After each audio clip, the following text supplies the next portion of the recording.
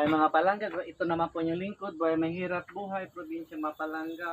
Katapos lang po natin mag-prepare ng ating makakain ngayong umaga po mga palangga. So, nag-ihaw po ang yung lingkod ng banak mga palangga.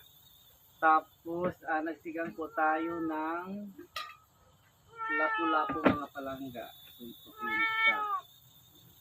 So, yun o, masarap po ito mga palangga o yun yung lapu-lapu.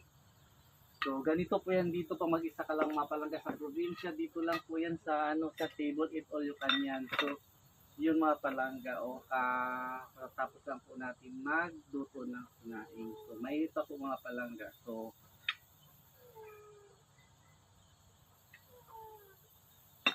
at saka meron po tayong dessert mga palangga. Meron po tayong mangga o may pinya din po tayo mga palangga.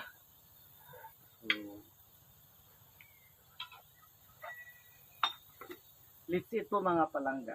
So, yan po muna mga palangga. Ingat po kayo palagi and God bless us all. Bye for now.